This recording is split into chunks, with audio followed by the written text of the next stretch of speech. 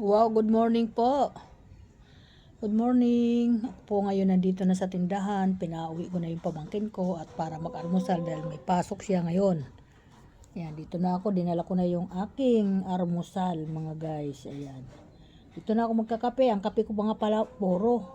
Tapos may pandesal ako, may ham ako. Ayan o. Ham. Palaman ko ng pandesal. Ay mukhang masarap yung pandesal nga nabili namin.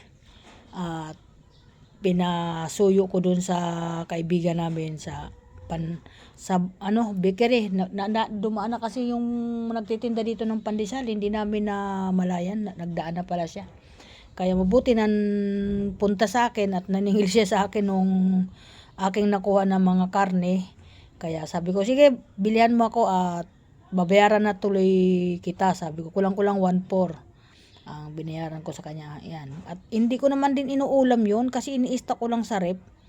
Ayan. Kasi umorder ako ng manok, atay, baboy, pang igado. Ayan. At yung una kong order, mayroon ako pang ano ba yun? Yung pata na gagawin kong pata team. Buong pata mayroon ako. Taka, may laman din ako na karne.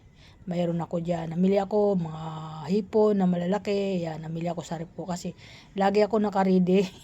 Kasi ayaw ko yung minsan wala akong mahugot ba pag mga ganun. Isusunod ko yung mga gulay-gulay, yung mga carrots, mga patatas. Isusunod ko yun, pupunta ako dun sa bilihan. Ako mismo yung bili. Mayroon ako niyan dapat mga ampalaya, mga talo. O yung talong, masama din pala ang talong sa mataas ang doon, uric acid ata sa talong, kaya medyo naglaylo ako sa talong kasi sinabi sa akin ng aking tenant na hindi daw maganda ang talong, kaya laylo ako ngayon sa talong kay mag-iiba ko. Ampalaya naman pag nasobran ka high blood ka naman yan, so ang i-ready ko na lang baka mga upa ko matagal masira yon, yung mga sayote ganun. Yun ang gagawin ko, may mga repolyo ako dyan, pichay ganun. Iyon ang nire-ready ko. Yung mga talbos naman, mga kangkong ay dumadaan naman yan dito sa amin.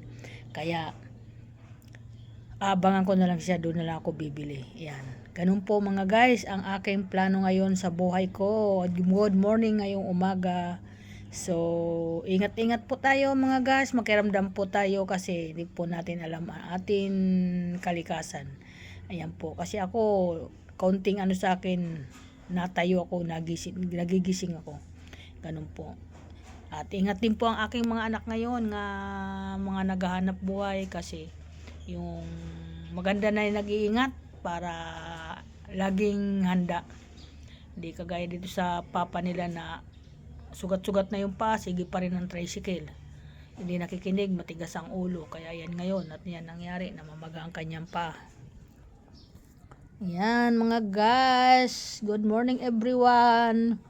Welcome to my vlog. Ako na mag-aalmusal ngayon. Ayan, habang nag-aalmusal ako, naka-video muna ako ng isa. Kaya thank you so much. Ayan, medyo marami ako ngayon dito gagawin sa tindahan. Ayan, kasi wala akong kasama ngayon dito. Nandun sa papasok yung aking pamangkin. Mahirap ng pansinin ko yun. Sayang yung pag-aaral, di ba? Pagkakataon na niya na nag-aaral. Kaya thank you so much. Bye-bye.